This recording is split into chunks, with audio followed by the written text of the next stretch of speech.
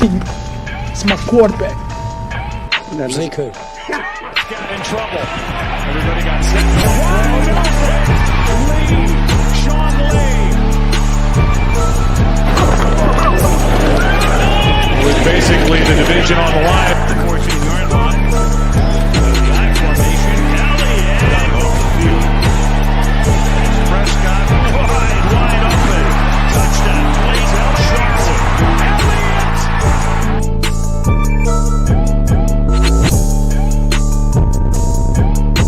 How about them Cowboys? Yeah!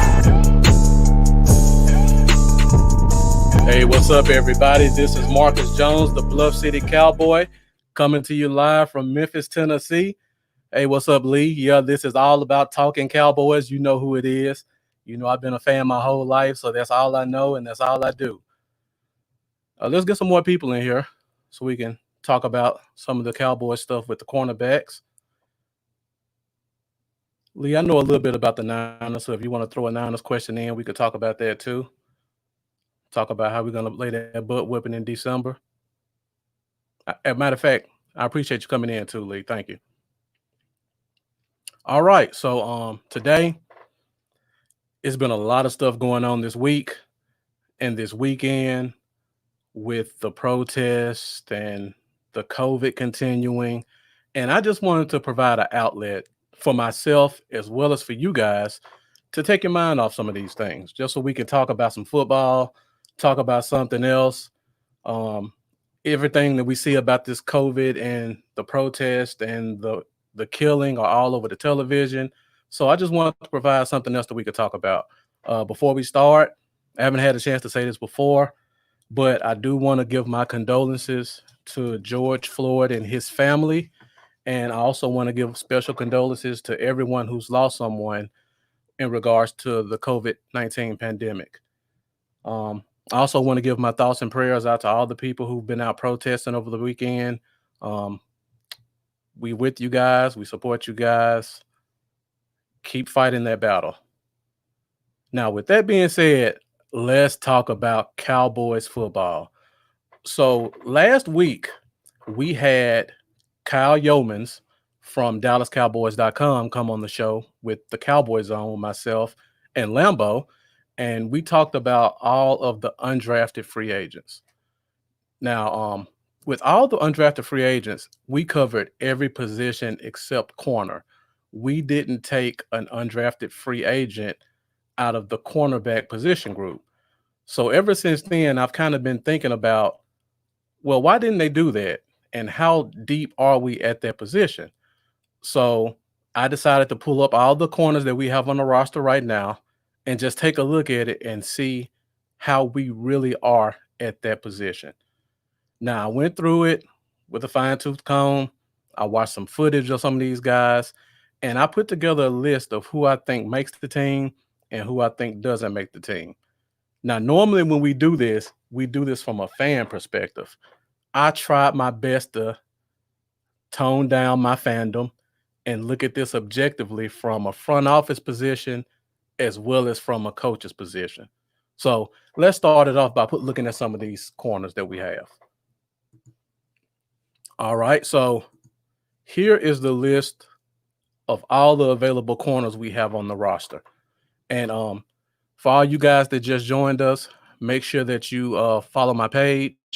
Also, make sure that you share this video so we can get more people in here. And also make sure you leave comments. I don't want this to be a one-sided conversation. I want to get some dialogue going. And I want to make sure that I get everybody's viewpoint because I don't want this to just be about me. So as I look at the corners, we have 8 corners on the team right now.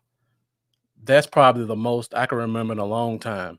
And not only do we have 8 corners, we have 8 talented and veteran corners. Normally when we have corners, we'll have a few that are rookies that we brought in. We may have 1 or 2 that have been around the team for a while, but they've been kind of borderline guys. When I look at this group, I see a nice mix of talent and youth. So I didn't list them in any particular order. I just went based off the top of my head. And we got Reggie Robinson, the 4th round pick we just took. We also have Chris Westry. Now, this was a kid that was out of Kentucky, and he was an undrafted free agent last year that was on the practice squad. If you guys remember, he's 6'4". He runs a 4.2, just an athletic freak. We also have C.J. Goodwin. C.J. Goodwin was a special teams guy from last year. He was pretty much our special teams leader for the most part. Despite the fact that our special teams were terrible, he was still the leader of it. Number 4, my favorite guy, Jordan Lewis. I'm going to keep saying this just to let you guys know how much of a fan I am of him.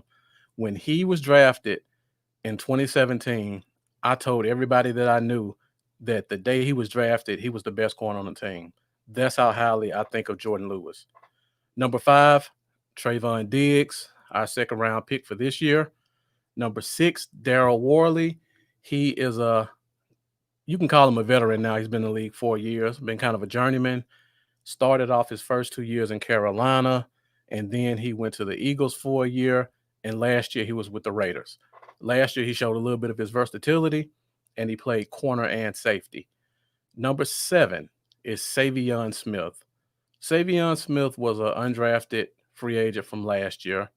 I don't think he made it on a team last year, but this past offseason, he was an XFL player. So he has had a little bit of professional experience above the college level. And then last but not least, we have Maurice Kennedy. He's been kind of a journeyman guy, special team guy. I think he played for the Jets, and last year he played for the Ravens. So just from coming up from those 2 teams, you know he's been well coached. You know he's a tough, physical, hard-nosed player, and you know he's going to come in here and compete because everybody that comes from the Ravens, that's what they do. So when I went through my list, I first tried to figure out how many corners do I think we'll keep. And normally with this team, we keep 5 corners. I think this year we're going to keep 6, only because we have new coaches on the defensive side. The line is going to be deep. I think all the positions are going to be relatively deep going into training camp, but I just feel like at that corner spot, we have so many talented guys that are all about the same level that it's going to be hard for them to make a cut. So I think they're going to keep an extra guy. On top of that, there's a lot of position flexibility within several of these corners. Reggie Robinson, they've already talked about him maybe playing some safety. They mentioned Trayvon Diggs. I don't think it'll happen, but he does have that flexibility. Daryl Worley played some safety in Oakland last year. Savion Smith played corner and safety. And Maurice Kennedy, I don't think he's played safety in the past, but he does have that size where he could come in and fit as a safety. And I just noticed I left the guy off, Chidobe Awuzie, number 9. He's been with the team for quite a few years. I didn't leave him off on purpose. I just charged it to my head, made a mistake on that one. So we do have 9 available corners, and I said I think we'll keep 6. So it's going to be really interesting how they come up with this. I see we got quite a few viewers coming in. Make sure you guys get in the comment box so I know that you're here, and also leave some comments and some questions so that we can kind of talk about it. All right, so when I started this off, the first thing I wanted to do is determine who would be cut and who would be a practice squad guy.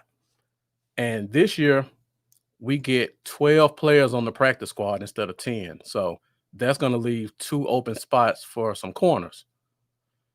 And just based off of me looking at this, I think that the practice squad is going to be Savion Smith and Chris Westry. Savion Smith, I think, is a project. I think he was a Al Harris project. I think he really liked his measurables and his mentality, and he wanted to grab him on the roster just so he can get a year to look at him. I think Chris Westry, he's a very athletic guy, and he kind of fits the mold of what they want, but I just don't think he's ready yet to compete with some of these guys. We have a lot of talent at corner, and I don't think he's ready to compete with them. I think he needs another year under our system so that he can kind of figure out how things are going. And and he can kind of learn technique. One thing people forget, when they hear corner, they just think it's about height and speed. But when you think about a great corner, they also need to have feet, and they need to have hands, and they need to have technique. Without those three things, you can have all the speed in the world and be as tall as you want to be, and I don't think you will be a successful corner. Hey, what's up, Rudd? One of my classmates. I'm not touching that subject. I don't talk about that subject on social media. It's too hot button, and people just getting their feelings too much about it. After Dak signs, I'll talk about it, but I'm not going to say if I think he's going to sign. So talking about the practice squad guys, we got Savion Smith and Chris Westry, and then we got the guys I think that'll be cut. Because we're so deep, I don't think CJ Goodwin's going to make the team. And when I went back and looked at some of his footage, he was a good special teams player. I give him that. But I think it was more of him being a good special teams player on a bad special teams. I don't think he's a great special teams guy. And we have a guy like Maurice Kennedy, who I think is a good special teams guy. And when it comes down to it, I think to get that last spot is going to depend on who could actually provide us something on the defense. And I think Maurice Kennedy is a better cover corner than CJ Goodwin. CJ Goodwin only had a few snaps, maybe 5 defensive snaps. And of those 5 snaps, he gave up 2 catches for an average of 20 yards a catch. So that's not good. Hopefully he'll get on with the team. I'm sure he will. We got Cowboys East with the Giants and Cowboys West with the Raiders. So one of those teams will probably pick him up. But I don't think we have a spot for him here. So now we've basically gone through training camp, and we got rid of our cut guy. We got our practice squad guy. So now that leaves us with 6 corners. And I think it's going to be interesting to see who they keep and who they cut. So let's go to the top 5. Let's go to the top 6 corners.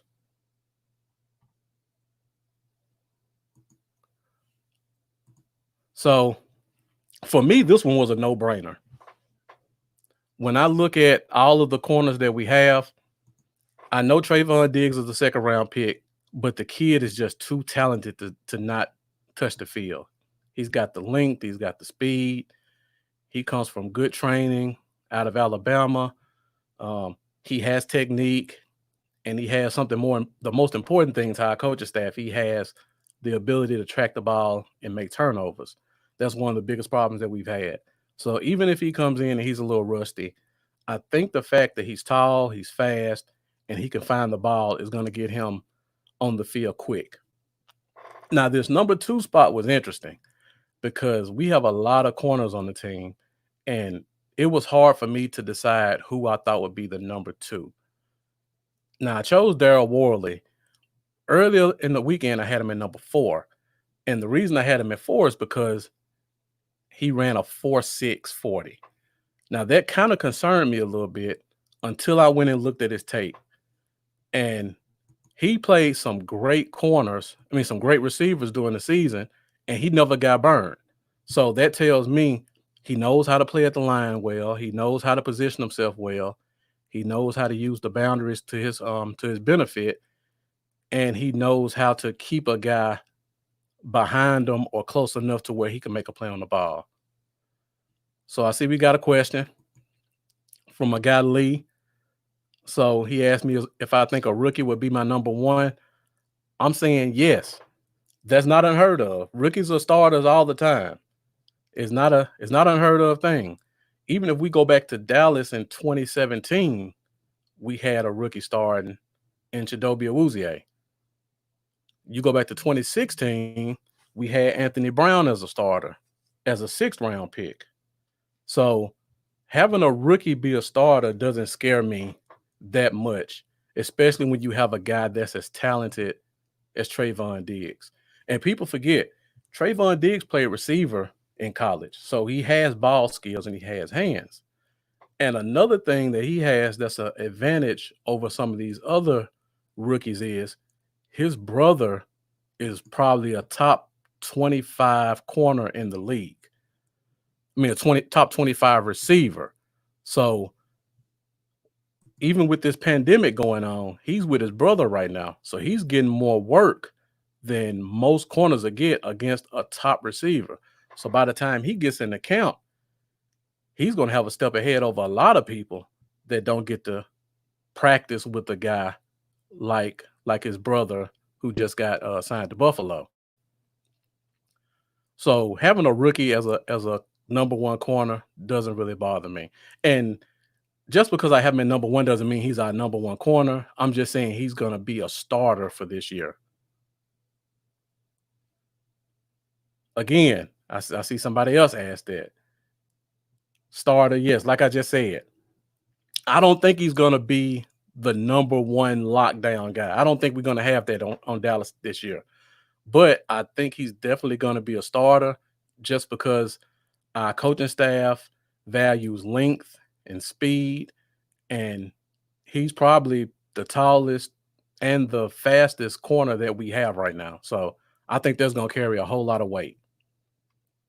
All right, so we talked about the starters, and it got more difficult for me as I went through it. So now I want to talk about the backups.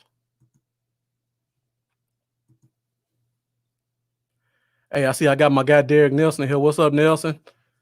We got to get this phone line down soon so we could do some actual phone chatting about the Cowboys. And Nelson, make sure you share this, and if you have a question, be sure to put it in the comments.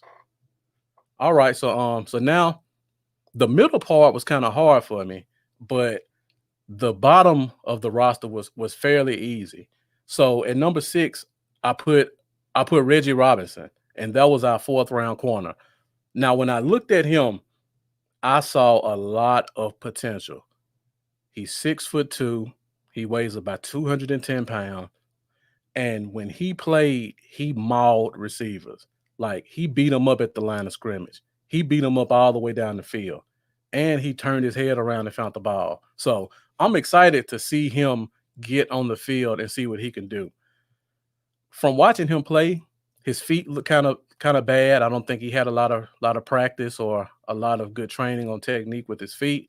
I just think he's so athletically gifted that playing for a small school, he was able to just dominate off pure athleticism.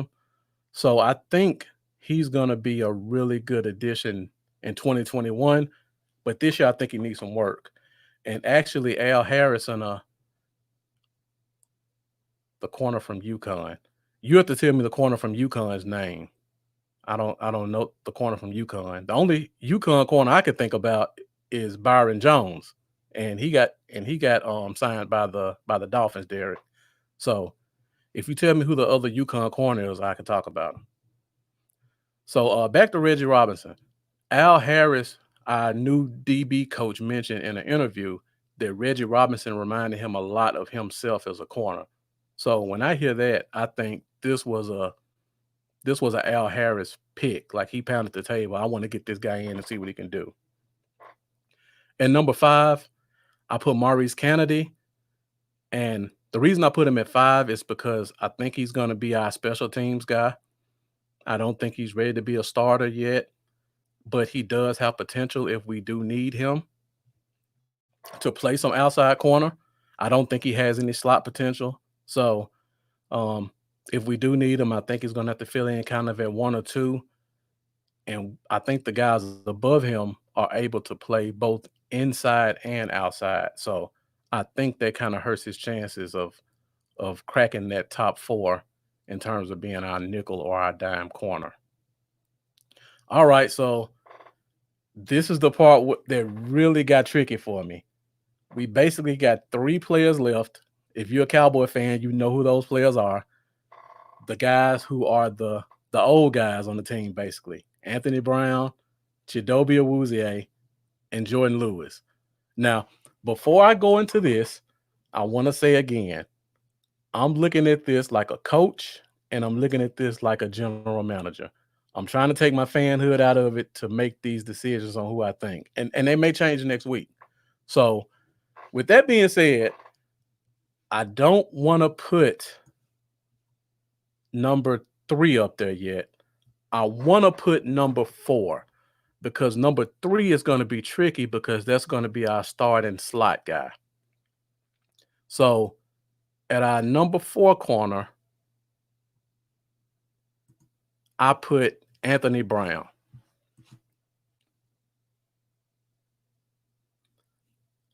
I see my boy Terry put another comment up here talking about CD Lamb. He's got a good shot to be a good player, but you got to remember, Michael Gallup is the truth. Me and you talked about this, and you're not even a Cowboy fan, and you know Michael Gallup was probably one of the top receivers coming out of that draft. And the kid has a lot of talent, and he was being held back by bad coaching and not using him his first year. And last year, he actually showed up and showed us what he can do and put up a season that was as good or even better than what Amari Cooper put up. And then we still got Amari Cooper. So Lamb doesn't have to be Mouse. Lamb doesn't even have to be a number 1 receiver. All Lamb has to do is come in and provide us as much or more than what Randall Cobb did last year, and that's 800 yards and 6 touchdowns. Now, I think even as the number 3 receiver, he can do that. So I'm excited about seeing what Lamb can do when he touches the field. And probably next week, well, I'll probably wait about 2 weeks because we don't have enough receivers to really talk about it. But once we get closer to training camp and getting on the field, I'll go through who I think will be our top receivers. And I still need to decide whether we keep 5 receivers or 6 receivers.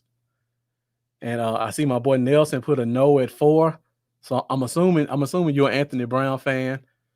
So let me tell you why I put Anthony Brown at number 4. Anthony Brown has been here for 4 years. In 2016, he gave us, oh, hold on, let me go back. So you would put Reggie at 4 and Maurice at 3 over Awuzie and Jordan Lewis? No. Reggie's not ready for it yet, and Maurice hasn't shown us anything yet. I can't put them up there yet. So let me talk about Anthony Brown. Why I put Anthony Brown in number 4. So he's been here since 2016. He gave us a good year 2016, playing inside and outside. 2017 came around, and we drafted Chidobe Awuzie, and we drafted Jordan Lewis. He got his spot taken by Awuzie in 2017. Come back to 2018. He got his spot taken by Chidobe Awuzie again. Go back to last year. He got his spot taken by Awuzie again. So, and then he eventually got hurt, and Jordan Lewis got some snaps as well. In 2017, Lewis got some snaps, but Awuzie took his spot several years. Now, to me, that says that he's not really ready to be a starter.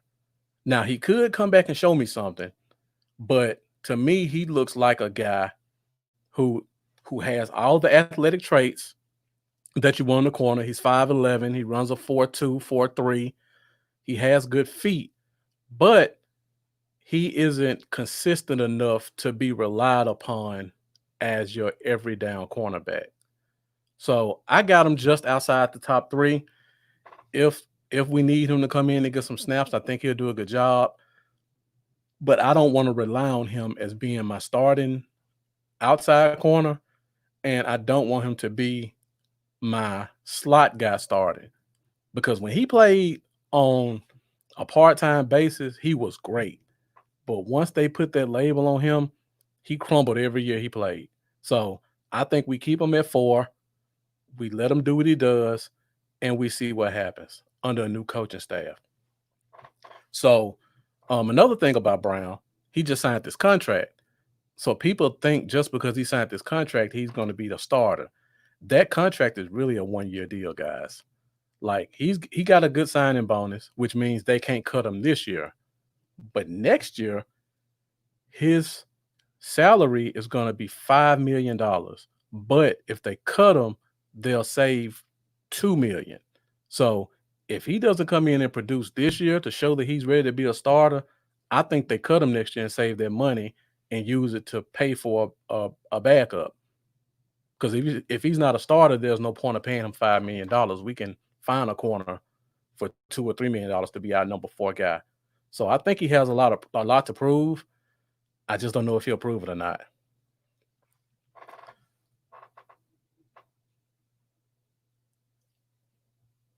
I'm not even putting the Andy Dalton coming up the road. Not even doing that. All right. Let's get some more comments up here talking about the corner spot before I go to the last one. Because right now, we're down to Jordan Lewis and Chidobe Awuzie for that last spot as our starting slot guy. So before we do that, as I was doing my research, I found an interview with our DB coach, Al Harris. So let me play that for you real quick. Yes, I'm a fan of the bigger guys.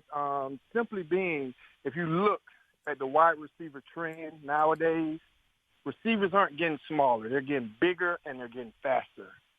You know, so you got to get guys that can get up there and disrupt and can run and keep up with them down the field for the 50-50 balls, the jump balls. You know, a lot of times you get smaller corners that are fast and quick, but now once you get downfield, you know, you're giving up the 50-50 balls, the jump balls, or you're getting out-body, out-muscled by a bigger receiver. So to combat that, you know, you go and get bigger defenders. All right, that was our new defensive back coach, Al Harris, former Green Bay Packer. If anybody remembers him, he was a tall corner with the long dreads. He liked to play up on the man on the line. He liked to carry him down the field. He was an overly aggressive corner. So if you heard what he said, it sounds a lot like what we heard from Chris Richard in the years past. He likes a big, tall, physical corner to make sure that they don't get bullied down the field. So as much as I hate to do this, and everybody that knows me knows I hate to do it, I think our slot corner is going to be Chidobe Awuzie. So that pretty much leaves Jordan Lewis as the odd man out on the 53-man roster. And it kills me to say that because I'm a huge Jordan Lewis fan. All right, I see we got a couple other comments. So I got to talk about this one. Thank you for bringing it up, Lee. So this is the knock everybody has on Diggs. They say he played NFL caliber wide receiver against LSU and got beat bad. That's true. Here's my response. Go find me a cornerback who didn't get beat against LSU.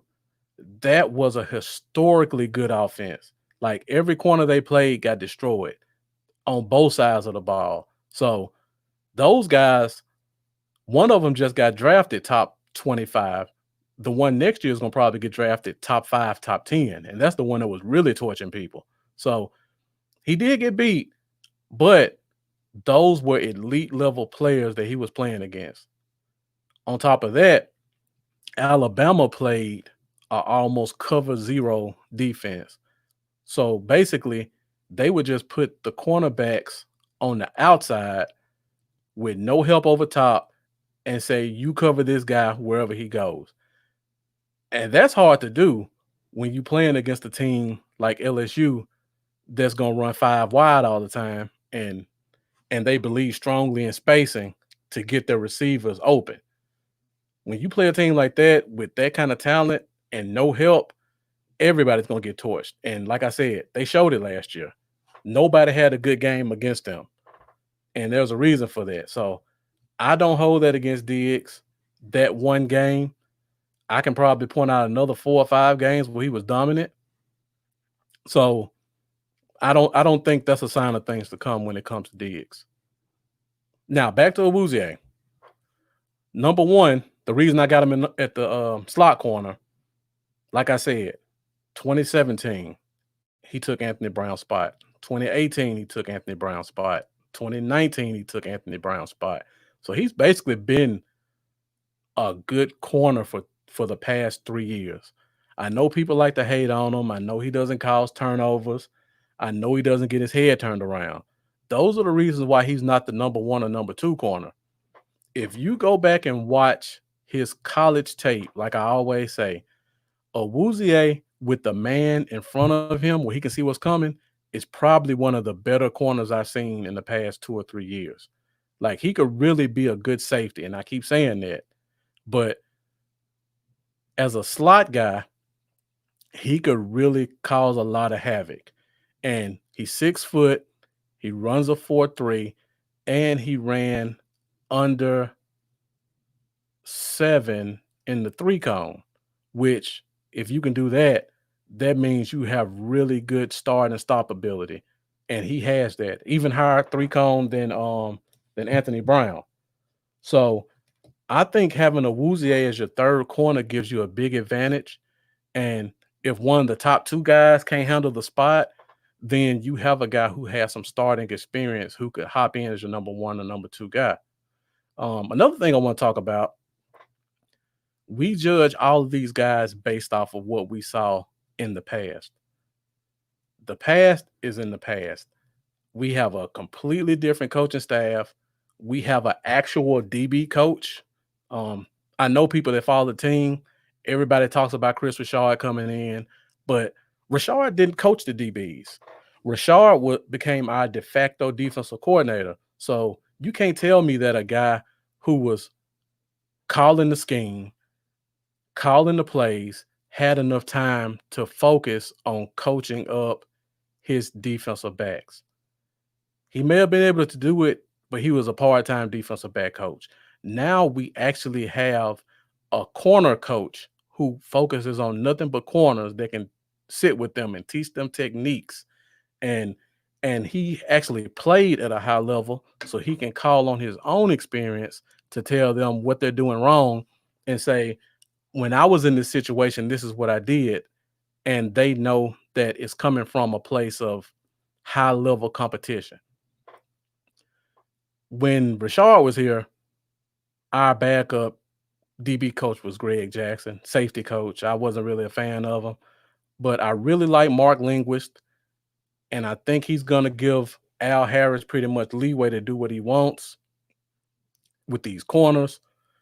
And I just think Awuzie is going to take another step, but I think he's going to take that step in the slot because you can't teach a guy how to turn his head and play the ball. And that's his only flaw. It's a big flaw, but if you put him at the slot position where it's more shifting your feet and mirroring a guy and everything's going more horizontal than vertical, I think he's going to be a great player. Greetings, Artrice. Thank you again for joining us. If you have a question before I go, be sure you get it in. I think I'm going to be on here for like another 5 minutes or so. And then we'll sign off and make sure you guys come back again tomorrow. We're going to do an episode of the Cowboys Zone with Lambo, and we're bringing in one of the flag runners from Dallas. So for you guys that don't know what the Cowboys Zone is, it's a podcast that I partner with another guy named Brandon Lambert out of East Tennessee. And basically, we try to talk about all things Cowboys. So not only do we talk about stuff like I'm talking about now, we interview people in the media. We interview former players. We interview people on the sidelines. So tomorrow, we're going to give you guys a special behind-the-scenes look at one of the guys who runs the flag on the field, named Steven Cruz. So he's going to tell us some stories about some of the stuff that he's noticed on the sidelines with the players and the fans, and just how if somebody wants to get closer to the game, he's going to give them information on how to get that opportunity to get on the sidelines and be a part of the action with the players. Thank you for joining, Kerry Teagle. It's not a Cowboy question, but I want to put it up there. So Kerry said, did Jason Whitlock really get let go by FS1? So if somebody can look that up for me real quick, make sure you put it in the comments before I leave, because I don't know. In terms of Jason Whitlock, I wouldn't be surprised.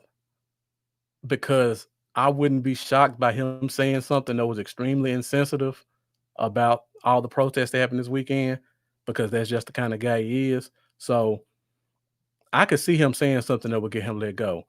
But if somebody finds that out, please put it in the comments, because I want to know that as well, and I can't just look it up right now. All right, so we got my top 6 corners right here. Before I came on today, I had a different lineup, and I put Worley at 4, and I had a Woozy at 2.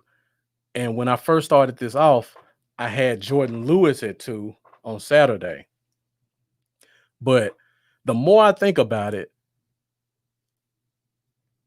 both of these guys won't be here next year. There's no way. Just because I feel like both of them have felt like they've been slighted by the team. So when they get a chance to both leave, I think at least one of them is going to see the writing on the wall that they won't get an opportunity here, so they're going to go. So I think from a front office standpoint, they have to really take a look at the value of the player in terms of trade value and the value of the player on the team. And when you look at that, I think Awuzie has more value to this team. Even though he's been a starter the past couple of years, I don't think around the league he's really respected enough to be considered a starting corner.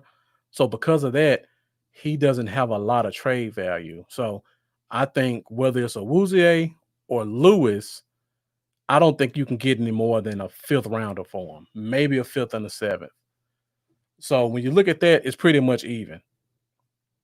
Like I said, Awuzie, despite all the flaws people have seen, he's been a starter here for 3 years, and he hasn't had terrible years. He just hasn't caused turnovers.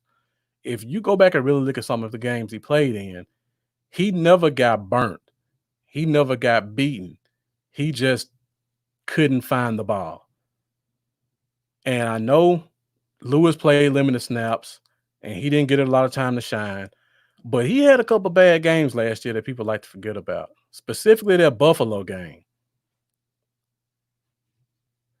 Okay, I see we got a comment from Nelson. Now, you said he's giving up so many plays. I don't think he's giving up as many plays as you think he has. Like I said, I looked at this from a GM and a coach's perspective. When we look at it as fans, we watch every single play that Dallas makes. And every time a guy gives up a catch, we think he's a terrible player. Awuzie didn't give up a lot of catches last year.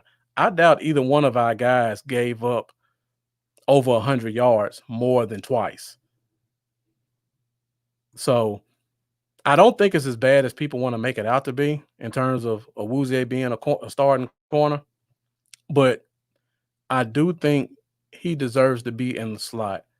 And I see Nelson put here, you don't see Lewis leaving. I don't think he'll leave either. But as a fan, I don't think he'll leave, and I don't want him to leave. But honestly, look at this list of corners. Diggs is a rookie. Worley's on a 1-year deal. Awuzie is on a 1-year deal. Brown is essentially on a 1-year deal because he can be cut next year. And Kennedy's on a 1-year deal. Then you throw in Jordan Lewis, who's on a 1-year deal. That's a lot of guys who could leave next year. So I think they have to get ahead of it this year and figure out who they think they want to keep for next year, and they have to let somebody go. You can't have 5 corners on your team who all leave in one off season. That would be extremely damaging to your franchise. You have to decide now who you want to keep and who you want to train and who you think will be here for the future. Because if you don't trade Lewis, then you have to either cut Kennedy or you have to cut Robinson. The problem with that is special teams. We know how important special teams has been for this team and how bad it's been. The reason for that is because we have a lot of guys that us as fans and the coaches looked at as starters that didn't contribute on special teams. So if we keep Lewis and we let Kennedy go, for example, now we got 5 guys who we all consider starting corners, and the only special teams guy we have is Reggie Robinson. We don't need to make that mistake again where we only have one defensive back providing special team snaps. We need to have specific special teams guys who come in and produce. Special teams is an important part of the game. There are 3 phases to every team: offense, defense, and special teams. So I think because everybody's on a 1-year deal, I would rather have a guy like Kennedy who's going to provide us more on that third part of the game and special teams than holding on to Lewis and Brown and Owuzie and Worley, and then next year all 5 of them walk and we're left with nothing. Now, I hope Lewis isn't the odd man out, but just looking at it from a coaching perspective, I think it really comes down to him and Owuzie in terms of value, and I think Owuzie provides more value to this team because Al Harris prefers to have height at corner. So Owuzie gives you outside and inside flexibility. Not only that, there's been talk about him playing safety. So they may give him some shots at safety to see what he looks like there, and he may be our safety for the future. You never know. So I think because of his flexibility and his talent, I think the coaching staff wants to get another look at him for another year. And that basically leaves Jordan Lewis as the odd man out. All right, I see Derek Nelson's back again. You fighting hard for Lewis, man. I'm with you. I'm a fan too. We're going to see a different Lewis this season. I agree. But I think we're going to see a different Owuzie this season. And I think we're going to see a different Brown this season. Go back and look now. 2016, Anthony Brown had a really good year as a 6th-round pick that was a rookie. He had a decent year 2017 too. So as much as I love Lewis, let's not act like the guys in front of him are just complete scrubs. And remember from that interview I just played, Al Harris likes height and he likes speed. Jordan Lewis ran a 4.5 at his pro day. So he's not a speed demon, and he's 5'10". So he may actually be our shortest corner and our slowest corner, well, second slowest other than Darryl Worley. But I think that's going to have a big effect into whether or not he stays on this team.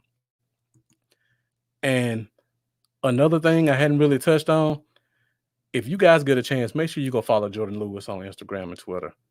He is petty, and I think if he goes into this season and he's not playing, all of his anger and little sub tweets and comments that he likes to make on social media, I think those are going to get directed towards the Cowboys front office. And you know the Joneses don't play that about players doing that. So if it gets to that point, I would rather see us trade him than see him get released. Or we keep him and then we trade him, and now we have a spot that we have to fill with a guy that's gone. I agree about Brown. Brown got hurt last year, though. And again, I have Brown as the number 4 corner. Let me put this comment up here. He said Brown fell off the last 2 years. So Brown got hurt last year.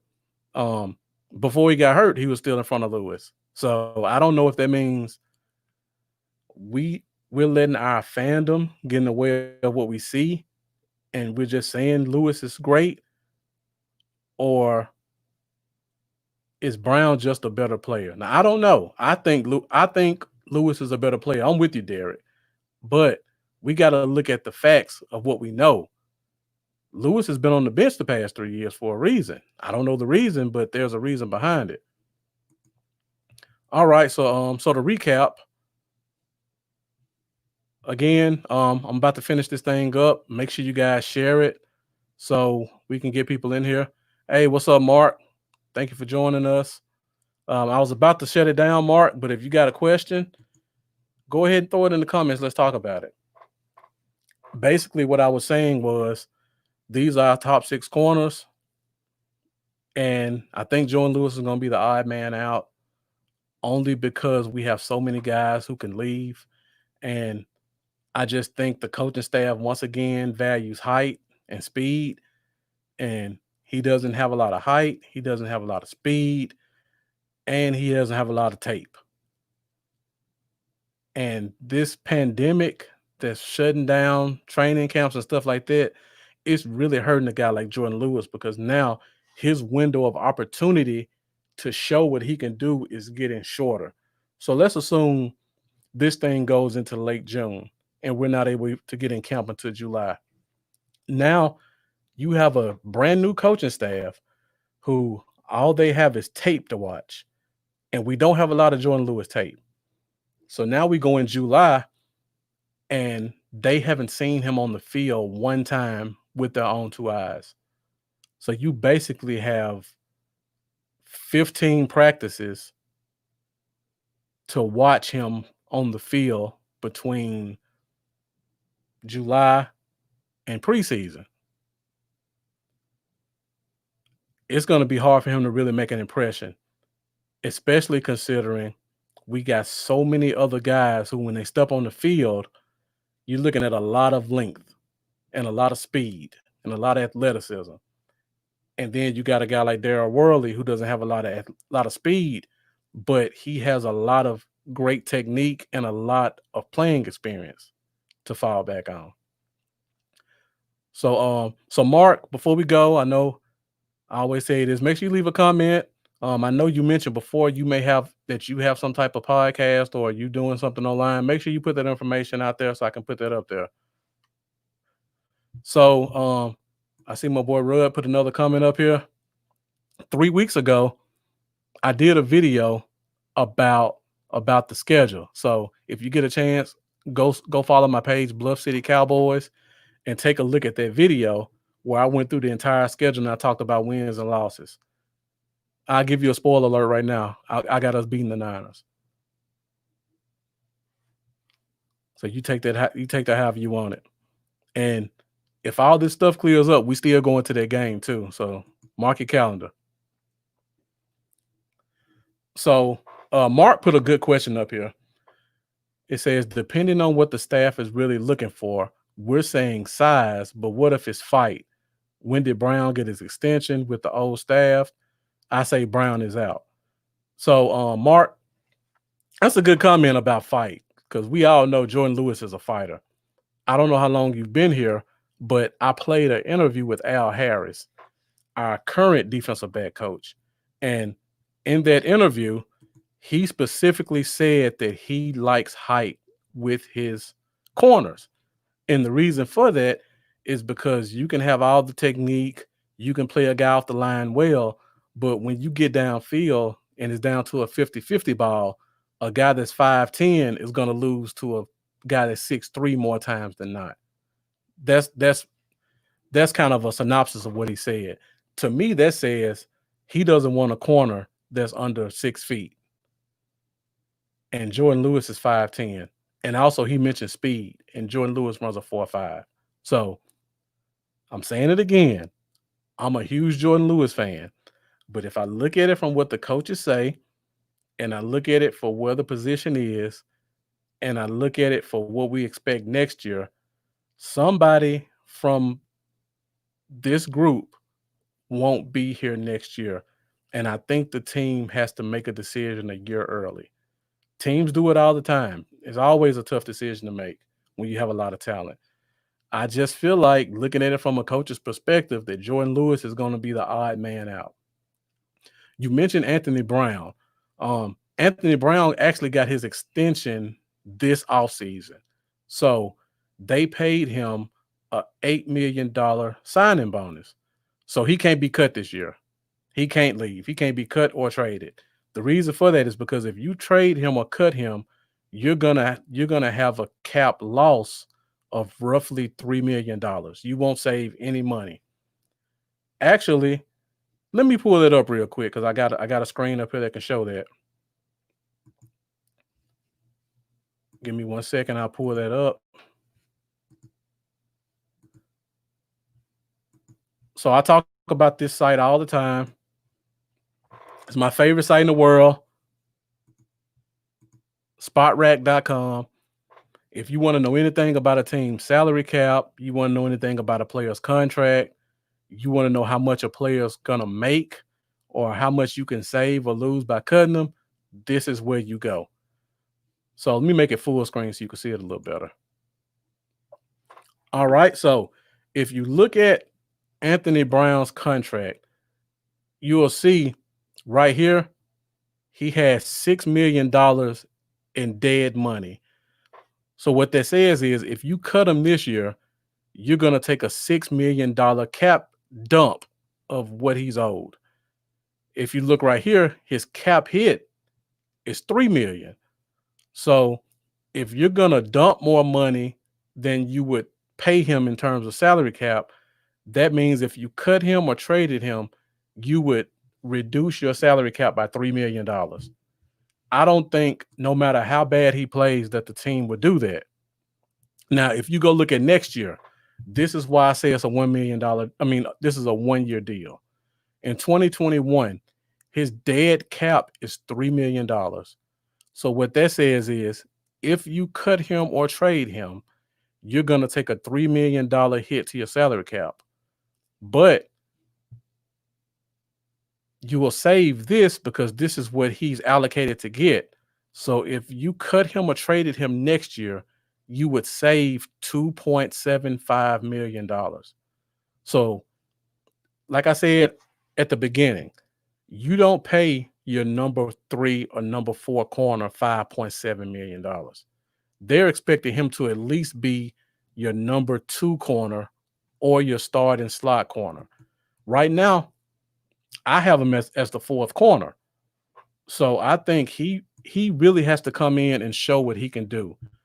I don't think he'll get cut this year just because of money, but he definitely has to show us something if he wants to stay on this team. All right. It's a good question by Derek.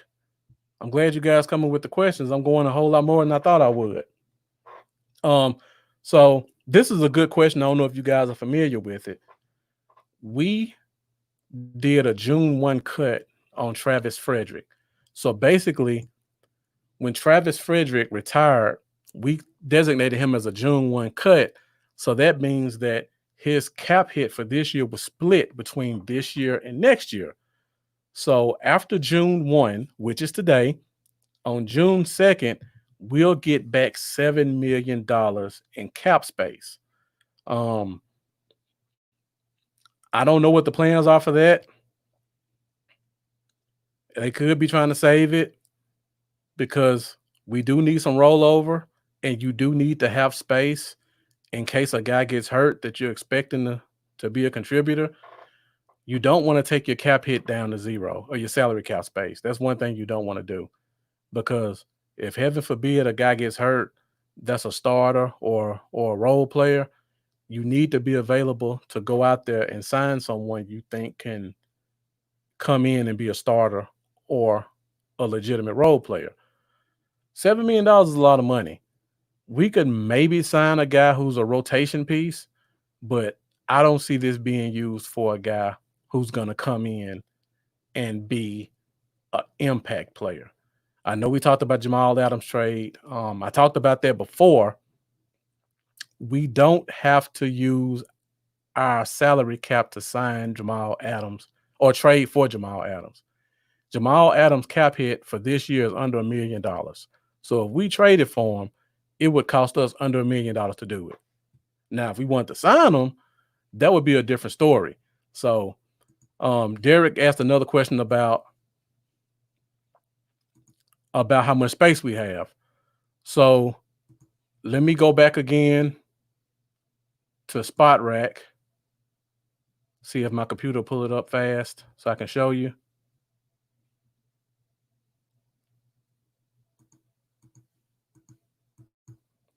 All right, I'm going to Spot Rack now. Once I get this pulled up, I'll take the screen over there to it.